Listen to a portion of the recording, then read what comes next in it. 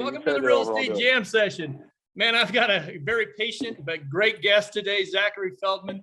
We're going to talk about student housing. Zachary, thank you for coming on today. Thanks for having me on. I'm really excited to be here and happy to kick this off.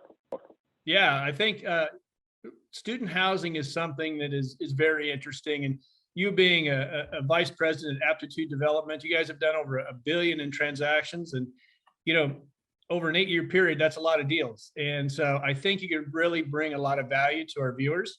And so I think let's jump right in and really start talking about how did you get started in student housing? Yeah, it's a great question. To clarify, we've done close to $500 million in transactions. We're not at $1 billion yet, but we have close to a $500 million in our pipeline right now. So we hope to get there in the near future, and we continue to scale pretty quickly. But I started my career. I guess I was in a quasi real estate family in Boston. My family owned a few buildings throughout the city. So some of my summer jobs were power washing buildings, cleaning basements, waxing hallways, things like that, kind of over the years. And then I had my first internship, a real internship in college at a renewable energy brokerage firm. And I thought I wanted to go, do the renewable energy space. And I was really interested in it, and it still fascinates me. But as I dug deeper into it and I had my first job out of college, actually doing that, and I finally worked my way up to one of the trading desks at the firm, I hated it. It was not what I wanted to do at all. And at the same time, I always thought that no matter whatever kind of wealth that I one day created, that I wanted to invest in real estate because I love the idea of passive income. So I bought my first 4-family with an FHA loan while I was employed at that company. And then I kind of caught the bug from there on my own and started looking at more and more deals. And one of my theses was that I just graduated from college, so I thought I understood student housing. And so I was looking at every single college market in the country, and then I took the median home price in that zip code, and then I took the 1, 2, and 3 bedroom rent to come up with my rent per bed, which is an industry standard. But at the time, I didn't know what rent per bed was. So I figured out what place in the country could I get the highest yield. And 2 of the markets that came up were both Buffalo, New York, and Providence, Rhode Island. And keep in mind, it was around 2014, 2015 when I started buying these kinds of properties, and built up small portfolios in both those markets with people I knew. One of them was my best friend from school, and we bought those adjacent to college campuses. So that was my first foray into student housing. Now that I actually know what I'm doing, I realized I had no idea what I was doing, and it was very different. But the premise was to be near college campuses and rent to kids. Fast forward to Aptitude Development. We build ground up construction, purpose-built student housing around the country. We build close to 5,000 beds now. We build product that I think is very, it's a misconception about student housing if you talk to someone that hasn't seen where kids live today. When I say student housing, people think frat house with kegs being thrown off the roof. When I think of student housing, I think of a building that's nicer, as nice, if not nicer than any brand new ground up multifamily building in a major city. They're highly amenitized. The finishes are beautiful. They're staffed professionally. And it's a much different asset class from generations before. Okay. Now, I think let's talk about the per bed thing, because I think a lot of new investors aren't going to understand how that model works. Totally. It's a great question. So, multifamily, which, I'm assuming might be more familiar to some of your listeners, would be you look at a per door or per unit basis. In the student housing business, you typically value buildings, or you underwrite deals, or you get construction budgets based on a per bed basis. And the reason that it's like that, because in student housing, you're renting by the bed. So when we go build a building, ground up, you're looking at, instead of studios 1s and 2s, you'll have studios 1s, 2s, 3s, 4s, and 5s. And excuse me, we rent those by the bed. So each resident is on a lease for themselves for a bedroom. And those are typically guaranteed by the parents or a guarantor. And that creates a very strong rent roll. And actually during COVID, the second highest asset class for collections was student housing. Everyone expected COVID to wipe out student housing. We always made our names kind of on being recession resilient. And the one global macro event that should have wiped out our industry because colleges, campuses, and a lot of places were shut down, we actually averaged 96.5% collections as an industry during COVID. Really? So that goes to show you the strength of the rent rolls. but also how when you rent by the bed, most parents will pay another couple months of rent versus taking a ding on their credit report or being chased by credit agencies. So we rent by the bed. So a good example of this is how does that work in a building? If Zach and Joe are best friends and we're going to go rent a 2-bedroom in New York City, you and I would sign on the lease together, and we'll both you might get the bigger bedroom, I might get the smaller bedroom, but we're roommates, right? In student housing, you might have 50 to 75% of the beds be 4-bedroom, 4-bath. So we do bed bath parity in every single unit, and that's kind of an industry standard now. And it's a much better user experience because if Jack, Joe, Billy, and Bob are best friends, we all sign a lease for our bedrooms. I have my own bedroom, my own bathroom, my own private walk-in closet, and then I go into the living room and get to hang out with my best friends, and we share, a high-end kitchen with full stainless steel appliances. We have a washroom. Down the hall, we typically have study rooms, so you don't have to walk to the library at 1 a.m. to study for finals. High-end gyms, game rooms. We started incorporating more like gaming centers as colleges are ramping up with esports. So it's really amenitized for the modern day type renter. But again, that type of unit is different from multifamily. From a construction type, it's almost the same, but from a design and how you optimize for the user experience, it's a bit different. Now, do you want to go back to the parents co-signing? What percentages of your apartments are guaranteed by parents? I don't have the statistic off the top of my head, but the large majority are guaranteed by parents, and there's also third-party services that now will help you guarantee it. Okay. So there's a company called Rhino that does it. But long story short, I mean, it doesn't differ intricately where if you don't qualify, we can't rent you the unit. Okay. Now, and there's a lot of different ways that people can clarify today. Okay. Now, do you partner with schools when it comes to development? Say you go and talk to the schools and say, hey, I'm going to build in the area. Do you offer funding? Do the schools offer any financing themselves? It's a great question. So there is a part of the industry that will build, maybe on an old vacant parking lot, and the school will ground lease the land and master lease the building. Those are, few and far between in terms of those opportunities. We really focus on your adjacent to campus private development that caters to the students at the university. So, maybe across the street from the entrance to the school, you have kind of the rundown old pizza joint, the old Chinese place, and the bar or whatever it may be, or a parking lot. What we'll do is we'll go buy that land, we'll get it entitled, we'll knock it down, we'll put in brand new ground floor retail, we'll put in a parking deck, and we'll put 10 stories of residential, with a pool and everything in between, and we'll kind of create the highest and best use for that land adjacent to the university, and we'll rent to the kids in a free market way. It's not through the school. Obviously, we communicate with the school. We want to be good neighbors. We want to be a good part of the community. We get involved with sponsoring certain sports teams, things like that. But we do not have typically a paper type of partnership with the school. Okay. Do you have a certain distance you'll go from the school? I mean, because if I'm at USC in Los Angeles and I'm 4 miles from the school, that's probably a little too far. Now I'm in Texas right now, by the way. If I'm, I can jump on the freeway here. It's a lot less traffic. So do you have a distance that you would go? Yeah, it's a great question. So the two main things that we look at are distance and density, right? So, and this plays into how we look at both rents and, your exit cap, in different parts of programming the building. So we don't want to be more than a 10 to 15 minute walk from campus. We call it a roll out of bed location. If, one of your kids goes out on a Thursday night, wakes up, has a good time, and can he roll out of bed at 8 and make his 8 a.m. on a Friday morning? If he can't do that, it's typically not for us. We really want to be, adjacent to campus. And then density, we have to be able to build a minimum of 300 beds or 120 units. Otherwise, it doesn't make sense from us from an operations standpoint. Ooh, okay. So you guys are go for the big projects. Now, I think let's talk about the property management. It has to be a lot different than multifamily property management. A lot more moving parts.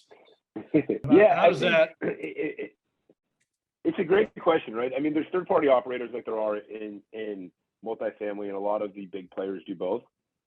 We use a company called ACH Asset Living. They manage, I think, 100 to maybe 130,000 beds of third-party management. They have a large multifamily residential management division as well, but it differs a lot from the sense of we have a larger focus in, I think, the multifamily space on leasing, where in multifamily, you kind of build it, you'll have, one or two people at the front desk and maybe like a GM in the back handling billing and programming for making sure the supers come in. We typically have, before a building opens, a year before it opens, let's say it opens August of 22, right? Okay. August of 2021, we'll have a full 2-scale leasing office. Let's say like the big bar is next to a Chipotle in the main shopping center across the street from campus. We'll go rent that retail space. We'll build a full 2-scale model unit, and then we'll have a VR, and it'll have good music and the food trucks and bands come, and we want to create this energy and this buzz around the building. Because in student housing, if you're not leased the day the building opens, you're screwed. You have a full year where you're not getting leases. In multifamily, if you get pushed back a month or two, you can still fill the building. It's kind of a longer lease-up timeline. For us, we need to be leased day one, so we put a lot of money and effort into leasing up the building prior to opening. The good part being, though, if we're 100% pre-leased, the day the building opens, we're 100% occupied. A little bit of stress there in the beginning, right? But once you get going. It is, but it's kind of part of the business, and you get comfortable with that risk. But again, we do a really good job of, we have anywhere from 6 to 10 in staff a year before the building opens that are going on campus and handing out flyers. Hey, have you guys heard about the Marshall? It's this new building on the edge of campus. It's got 4-bedroom, 4 baths, and a pool. This is kind of, you build the vibe and kind of the energy around the building, and you can start to sign leases quickly. There's some markets where we were leased by, Christmas, early spring, we were 100% pre-leased. So all we had to do was make sure that the building got delivered on time. We opened our doors, and there were, 500-600 kids coming in the front door. So the management aspect and the leasing is a different animal, but it's par for the course and something you have to do, and it's a lot of fun, honestly. Yeah. Now, do you have a heavy focus on social? Where kids are always, they've always got these things, right? They're always on their phones. Do you guys really focus on also even TikTok these days? Yeah. So, we are, the on the ground leasing team is, in many ways a marketing team, and they're on Snapchat, Instagram, TikTok, everything you could do, email distribution lists. They do whatever they can. Okay. And again, we hold a lot of in-person events where it'll be like, come get free food on your way to class and come take a tour. And then if you take a tour, you can start to understand, hey, for $700, $800, $900, depending on the unit type you want, this is what you get, and you can live with your best friends, and this is what's included, and this is kind of the value proposition we offer you. And a lot of kids who are freshmen that are walking maybe to their other class on the side of campus that have to live on campus or in an old, concrete wall, pretty much cell with a communal shower, and they have to have a meal plan and all those things. The value proposition really is there for off-campus purpose-built housing. But we utilize that. A big part of what we do to the social aspect is we try and engage each student. So we'll have a big part of our leasing office is like an Instagrammable wall is what we call it. With really cool graphics or a full balloon wall that takes up half the leasing office, and kids want to go post and get excited about that, which is it's great. It's a win-win. That's brilliant. You're building a community is what you're doing, and everybody wants to be part of 100%. That. Now, do you let anybody in your building that is not a college student? So because of fair housing, you can't discriminate.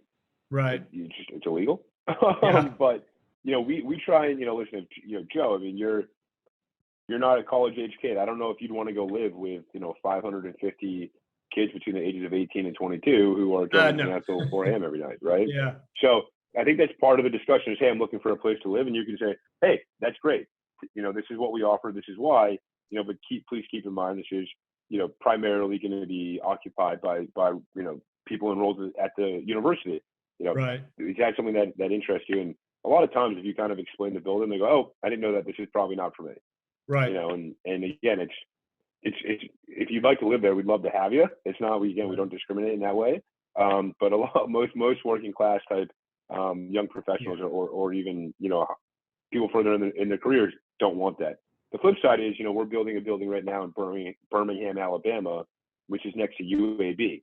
UAB is a school that has a high focus on eds and meds. It's one of the largest hospitals in the Southeast. It's an incredible place actually, and we've designed that to have less 4 bedrooms than you typically see, and a high focus on 1s and 2s as well as studios to give maybe that person that's in medical school or a little further into their residency the option to live in our building and have all the modern amenities without it being, more focused on type of that social aspect of the school. Granted, there's fours and it's a very social campus regardless, but we kind of start to cater the unit mix based on what the schools are known for. So if it's a more serious school, you'll have more focus on study rooms. If it's a bigger party school, you'll focus on more of the pool and social gathering space. Okay. Now, speaking of social gathering amenities, do you have any specific amenities that you find, or which ones are the most well utilized? Yeah, I think the study rooms are a big one for student housing, and Right. it sounds simple, but I mean, you go into a multifamily building and they have a business center. I don't think I've ever seen anyone ever in it. It's almost a waste of square footage. You might as well convert that to cold storage for grocery deliveries in today's world. But we focus a lot, I guess, on the health and wellness space, and that is at the top of kids' mind. I mean, the students in today's world are much more focused academically, much more than I ever was, and much more than college campuses that I visited when I went to school. So the study spaces are huge, and I touched on that earlier. But every floor we have has a 300 to 600 square foot study room. So instead of you having to walk to campus or walk back from campus at 1 a.m. when studying for finals, you can walk down the hall and you'll be in bed. And those have smart whiteboards, collaborations, walls that you can draw on them and dry erase and do all that stuff. You can work on group projects in there. We have larger study space in some of the larger common areas. A big focus on gyms are probably 2 or 3 times the size of your average multifamily gym. We have a lot of places will do kind of a garage door where it will be you can work out inside, but if it's a nice day, go outside and work outside. Right. So we really focus on those two. Again, the gaming space we're focusing a lot on, so making sure that if you're into esports, that there's an opportunity to do that in a really cool modern setting. And then your traditional type of billiards rooms and those kinds of things. We have golf simulators in some of our buildings. Again, it's market dependent, but yeah. You mentioned a garage door. It made me think about parking. How do you consider parking? Because a lot of these kids probably don't have cars. It's a great question, and it depends on the school and the demographic. And Right. it's not. I'm not trying to give a cop-out answer, No, but right. some of your rural schools, right, are things you have to think about. Is in Arkansas, we have a lot more trucks than we thought we would. So some of the compact spaces that we thought would give us a higher parking count and just address a need, we've had to convert 2 to 1 for trucks, because that is the demographic and the type of lifestyle that most people there have. If you're in more of an urban setting,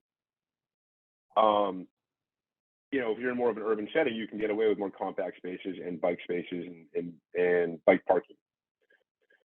Okay. So you guys really can't have like a cookie cutter. This area is going to get this design. You got to get in each community. You got to come in and start from scratch, the way it sounds. I agree. I think we're not dropping a box. Every single project is catered to Right. its surroundings and its setting, and no project is the same. Obviously, some of the designs of the bedrooms and the furniture mixes and things like that will be similar, but all of our units come fully furnished, and some schools might want a more modern look, or some might want a more an homage to the city. So we take every building and every aspect of where we go into account. Yeah. You go put a very contemporary property into University of Nebraska, it is probably not going to be your best bet. You're going to want to make it a little bit more traditional. So, Zachary, thank you very much for coming on today.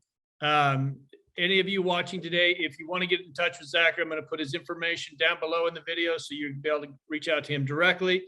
And Zachary, thank you very much for taking the time.